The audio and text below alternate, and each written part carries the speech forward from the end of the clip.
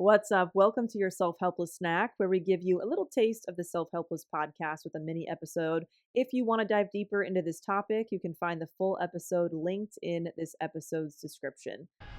If you could snap your fingers and everything could be put in place that you think would benefit the industry and adult entertainers, what would that look like? What kind of policies would they have or regulations? I think the most important thing, and I see this happening with OnlyFans too, is stop painting this unrealistic picture of the industry where you only talk about how much money you can make and all of the pros.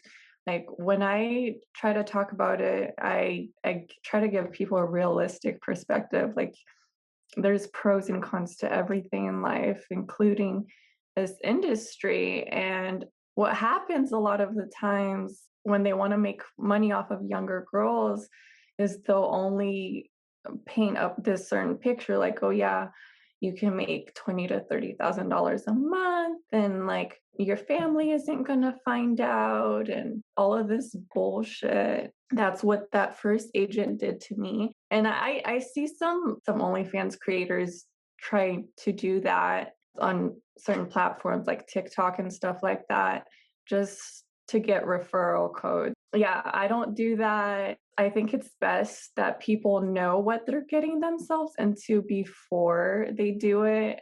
I saw this 18-year-old girl cry on TikTok, and she was like, "Oh, someone just blackmailed me about my OnlyFans, and they're gonna tell my family." And she's like, "I'm so sick of seeing all of these creators say that your family isn't going to find out and like paint this picture without sharing all of these potential consequences."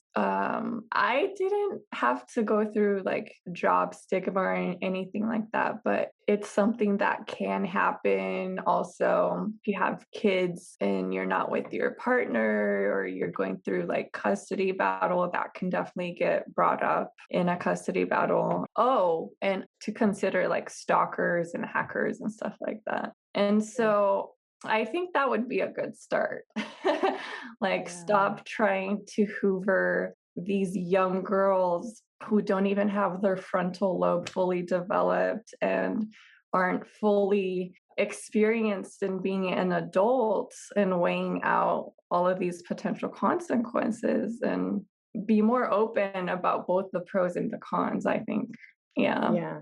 Are there any misconceptions about adult film stars that you wish the general public knew? I think people think that most sex workers, or maybe even all sex workers, are like these crazy drug addict, or like having swinger orgy parties all the time.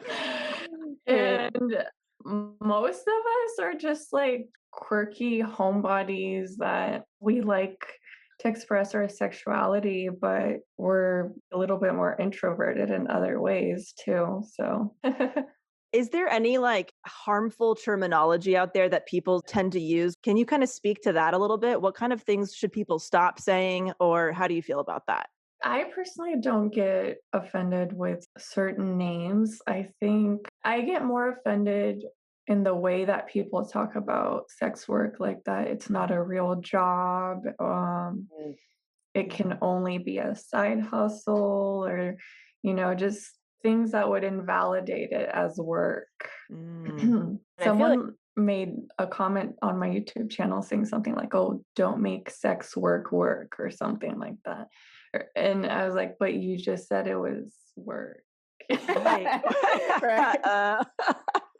Thank you for tuning in to Self-Helpless. You can find our brand new merch, Patreon community, and other fun goodies at selfhelplesspodcast.com. We'd be thrilled if you left an Apple Podcast review, shared this episode with a friend, or post about it on Instagram and tag us at Self-Helpless Podcast so we could repost you and say hi. As an independently produced show, we sincerely appreciate your support. Thanks, everybody.